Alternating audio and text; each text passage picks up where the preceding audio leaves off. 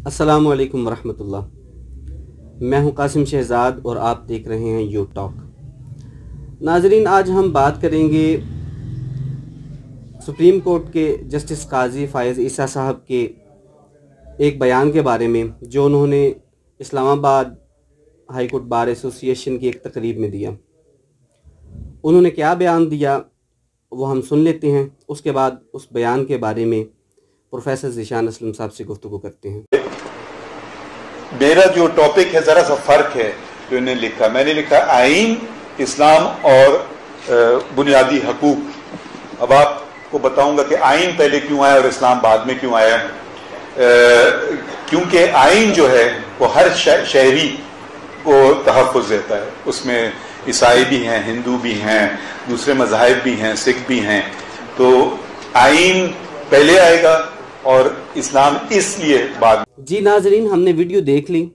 अब इसके बारे में प्रोफेसर ज़ीशान असलम साहब से राय लेते हैं कि वो इस बारे में क्या कहते हैं कि काजी फ़ायज़ ईसा साहब ने जैसा कहा कि इस्लाम जो है वो अक़लियतों को हुकूक नहीं देता और आइन हुकूक देता है, तो ज़ीशान साहब क्या इस्लाम अक़लियतों को हुकूक देता है या नहीं? बिस्मिल्लाहिर्रहमानिर्रहीम। कासिम भाई, वीडियो मैंने देखी, इसके दो पहलू हैं, दो हिस्से हैं। एक ये कि इस्लाम हुकूक देता है कि नहीं देता, इसमें बात हो जाएगी। दूसरी, फ़ायज़ ईसा साहब फरमा रहे हैं कि आईन पाकिस्तान हुकूक देता है, और वो देता है कि नहीं देता और कौन से देता है, उसमें बाद में गुफ्तगू करते हैं। पहले हम बात करते हैं कि इस्लाम हुकूक देता है कि नहीं देता। इस्लाम बिल्कुल अक़लियतों को हुकूक देता है। इस बारे में आपने मुझसे शरई रहनुमाई मांगी है, तो मैं कुछ आयात और हदीस कोट करता हूँ इंशाल्लाह। उनके जो रेफरेंसेस हैं वो मैं इंशाल्लाह डिस्क्रिप्शन में इंशाल्लाह दे दूँगा। जी ठीक। दीन के जो मामलात हैं कि अक़लियतों को ये कहा जाए कि तुमने इस्लाम कबूल करना ही है अगर पाकिस्तान में रहना है, या ऐसा देश जहाँ पे इस्लामी हुकूमत है वहाँ पे रहना है, तो इस्लाम आपने कबूल करना ही करना है। तो इस बारे में कुरान पाक की आयत है कि ला इकराह फिद्दीन, कि दीन में जबर नहीं है। दीनी मामला में तुम दीन करने, कबूल करने या ना करने के बारे में जबर नहीं है, ठीक है। अब कुरान पाक की ही एक और आयत है, तर्जमा है, मैं अर्ज़ करता हूँ कि अल्लाह ताला फरमाता है कि अल्लाह ताला तुम्हें मना नहीं फरमाता किस बात से, कि जिन लोगों ने तुम्हारे साथ दीन में झगड़ा नहीं किया और तुम्हें तुम्हारे वतन से भी नहीं निकाला, कि तुम उनके साथ अच्छा बर्ताव करो। अच्छा बर्ताव करने से अल्लाह ताला तुम्हें मना नहीं फरमाता। और ये कि तुम उनसे अदल और इंसाफ से बर्ताव करो, अल्लाह ताला इसे भी मना नहीं फरमाता। फिर अल्लाह ताला आगे फरमाता है कि और अल्लाह ताला अदल करने वालों को पसंद फरमाता है। मतलब जो ऐसा करेगा, जो अक़लियतों को हुकूक देगा, जो उनसे अच्छा बर्ताव करेगा, अल्लाह ताला उनको पसंद भी फरमाता है। और इस मामले को अल्लाह ताला ने अदल करने वाला फरमाया कि ऐसा जो बंदा करता है वो अदल करता है, ठीक है। अब हदीस में आते हैं कि हदीस में इसका क्या है। नबी करीम सल्लल्लाहु अलैहि वसल्लम ने फरमाया कि जिसने किसी अक़लियत मुआहिद का लफ़्ज़ है हदीस पाक में, मुआहिद का मतलब अक़लियती फ़र्द, ठीक है।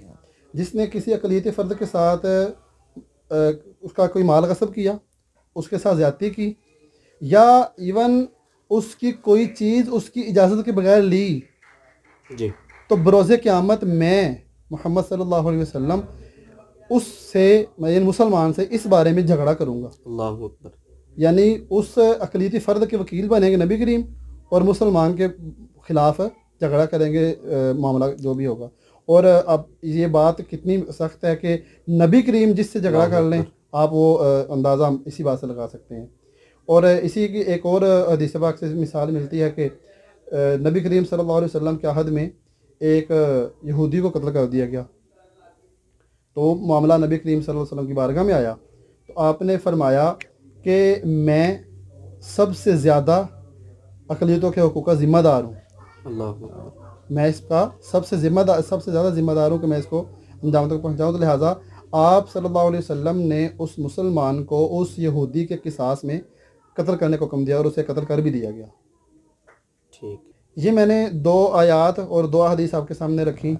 इसके अलावा कई और अहादीस भी हैं और कुरानी आयात भी हैं जो इस बात पे रोशनी डालती हैं, इस बात को ज़ोर देती हैं कि इस्लाम में अक़लियतों के बहुत ज़्यादा हक़ूक़ रखे गए हैं और उस पे अमल भी होता है अल्हम्दुलिल्लाह। तो वीडियो मुख्तसर है, इंशाल्लाह अगर कभी इस पे बात करनी हो तो मज़ीद बात की जा सकती है। अब दूसरा पॉइंट वो है कि आईन पाकिस्तान अगर हुकूक देता है तो वो कौन से ऐसे हुकूक दे रहा है जो इस्लाम नहीं देता, जैसा कि वो फरमा रहे हैं। जी अच्छा, इसमें तो आपने इस्लाम के पॉइंट ऑफ व्यू से बता दिया कि दीन इख्तियार करने में लकुम दीनुकुम वलिय दीन, जी बिल्कुल, कि उन्हें कोई मतलब उनका अपना दीन है। इस्लाम अगर ये किसी का लकुम दीनुकुम वलिय दीन फरमाया कि तुम्हारे लिए तुम्हारा दीन, मेरे लिए मेरा दीन है। ये यहाँ भी ये फरमा दिया गया और साथ में ये भी कहा जाता है और ये भी हम मानते भी हैं कि नज़रिए पाकिस्तान की जो बुनियाद है वो यही आयत है, जी सूरह काफिरून की यही आयत है कि तुम्हारे लिए तुम्हारा दीन, मेरे लिए मेरा दीन। इसी यही वजह बनी दो कौमें जुदा होने की, दो अलग अलग होने की। जी दुरुस्त, यानी उन्हें दीन इख्तियार करने में भी आज़ादी है, जबर है, उनके दीगर मामलात में भी उन्हें आज़ादी है और उनको अपनी सकाफ़ती जो उनकी आज़ादियाँ हैं वो भी इस्लाम उन्हें देता है, इबादत करने भी इस्लाम इजाज़त देता है। तो आईन पाकिस्तान जो है उसकी बुनियाद है करारदाद मकासद। करारदाद मकासद में भी अक़लियतों को यही हुकूक दिए गए हैं। इस्लाम अगर अक़लियतों को उनके दीन की तबलीग, उनका जो मज़हब है उसकी तबलीग करने से मना करता है तो आईन पाकिस्तान भी मना करता है जी। इस्लाम उन्हें अगर इबादत करने की इजाज़त दे रहा है तो आईन पाकिस्तान भी दे रहा है। यानी बादियुन नज़र में अगर मैं देखता हूँ तो ऐसी कोई भी चीज़ नहीं है कि जिस चीज़ की इजाज़त आईन पाकिस्तान तो देता है लेकिन इस्लाम नहीं देता। ठीक है, तो ये तो सरासर काजी फ़ायज़ ईसा साहब की तरफ से जिसे कहते हैं कि मुदाहनत ही की गई है। काजी फ़ायज़ ईसा साहब का एक समझ लें अंदाज़ है और बहुत अरसा हो चुका है उन्हें कि वो हमेशा ख़बरों में रहते हैं। अब पता नहीं उनकी नीयत होती है या उनसे कुछ ना कुछ ऐसा सरजद हो जाता है, कभी किसी केस में ऐसे रिमार्क्स दे देते हैं, कभी किसी फ़ैसले में ऐसी बात लिख देते हैं, कर देते हैं जो बड़ी सख्त होती है और मौज़ूए गुफ्तगू बनी रहती है। और उसके अलावा अच्छा, इसी तकरीब में ज़ीशान साहब, काजी फ़ायज़ साहब ने एक बात की कि उन्होंने कहा कि मुझे लगता है कि पाकिस्तान में कहीं भी आईन पाकिस्तान उर्दू ज़ुबान में, कौमी ज़ुबान में नहीं पढ़ाया जाता। यानी पाकिस्तान को कोई अहमियत नहीं दी जाती कि तलबा को आईन पाकिस्तान पढ़ाया जाए, वो उससे वाकिफ़ हों, फिर उसकी अहमियत को जानें।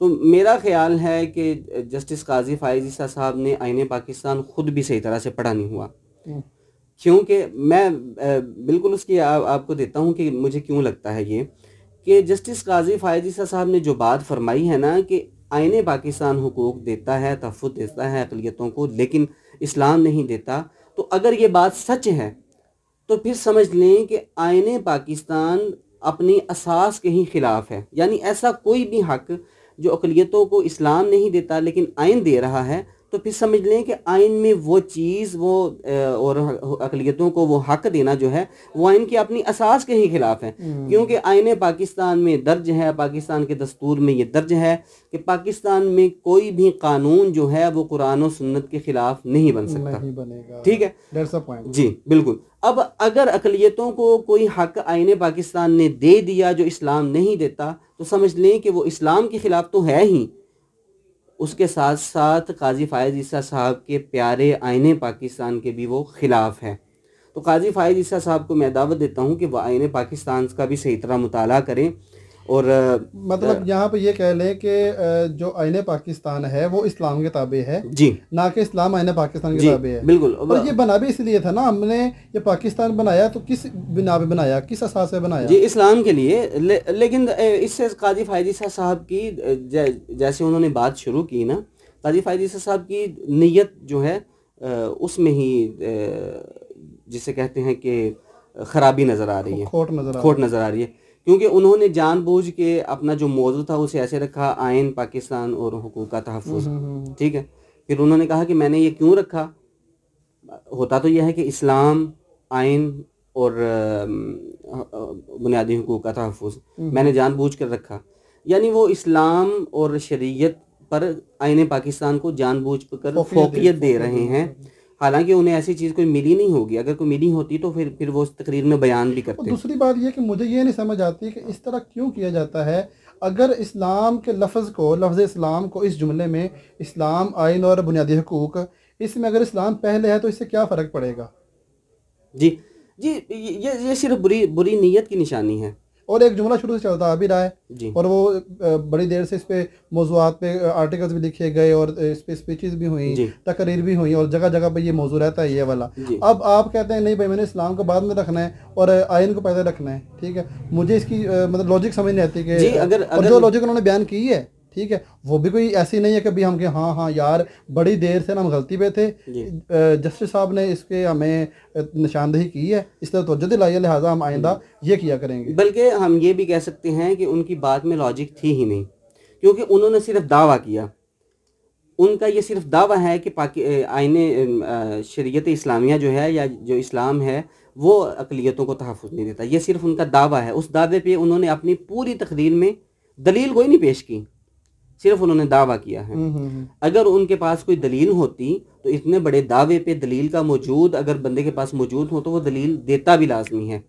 تو یہ بات ظاہر کرتی ہے کہ ان کے پاس کسی قسم کی اپنے اس دعوے پہ دلیل نہیں تھی، یہ صرف اور صرف وہی بات ہے کہ پاکستان کی جو اشرافیہ ہے وہ چاہتی ہے کہ ہم جو پاکستان کی عوام ہے اسے جو جیسے پاکستان کی عوام میں اسلام ہمیشہ سے رچا بسا ہے تو وہ پاکستان کی جو اساس ہے بنا ہوا ہے وہ اسے نکالا جائے اور پاکستان کو ڈی اسلامائزیشن کی طرف لے جایا جائے، اور یہ صرف اسی سلسلے کی ایک کڑی ہے، بس اس سے زیادہ کچھ نہیں ہے۔ بہرحال مختصراً ہم ظاہر ہے کہ اسی نتیجے پہ پہنچے ہیں کہ جسٹس قاضی فائز صاحب نے صرف دعویٰ کیا، اس دعوے پہ ان کے پاس کوئی دلیل نہیں تھی، اور ہماری سجیشن ان کے لیے یہی ہے کہ وہ آئین پاکستان کا جو مطالعہ چاہتے ہیں طلباء کے لیے اس کا مطالعہ خود بھی کریں، اسے سمجھیں بھی۔ وہ ظاہر ہے کہ ایک بہت بڑے عہدے پہ ہیں اور ممکن ہے کہ اگر وہ رہتے ہیں یہاں تو وہ سپریم کورٹ کے چیف جسٹس بن جائیں، یعنی چیف جسٹس آف پاکستان،